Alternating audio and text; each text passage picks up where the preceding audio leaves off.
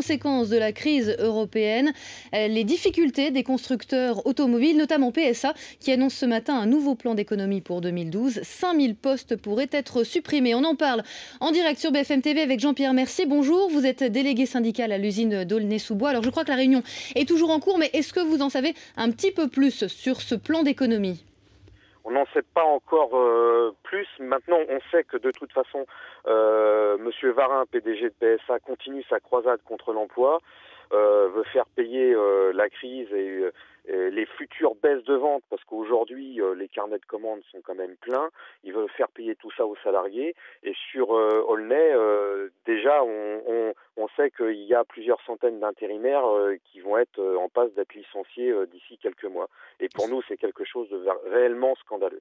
Ça veut dire que vous pensez que la crise n'est qu'une excuse? Ce n'est pas une raison suffisante pour vous?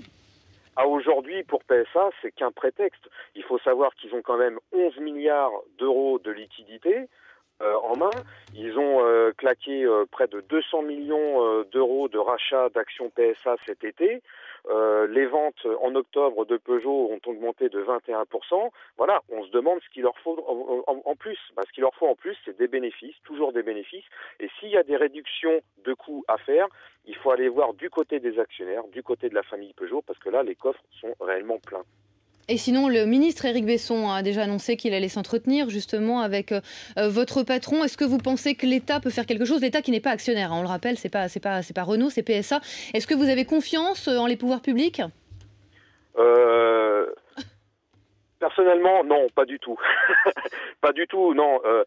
Vous savez, normalement, Éric Besson, voilà, il a un choix à faire. Soit il laisse faire PSA, Peugeot pour fermer l'usine d'Aulnay, fermer l'usine de Savel-Nord comme c'est prévu dans leur plan, ou soit il se rend complice de cette fermeture, ou soit il agit. Alors moi je pense que les salariés ne doivent compter que sur eux-mêmes, mais effectivement ils ont une position à prendre et il faut absolument condamner ce genre de pratique. Vous savez, Peugeot a reçu des milliards et des milliards d'aides publiques. Maintenant, c'est au gouvernement de dire est-ce qu'il laisse faire PSA de fermer cette usine d'Aulnay-sous-Bois. Et juste d'un mot, quand vous dites ce sont aux salariés de se prendre en charge, ça veut dire qu'il pourrait y avoir des actions très rapidement?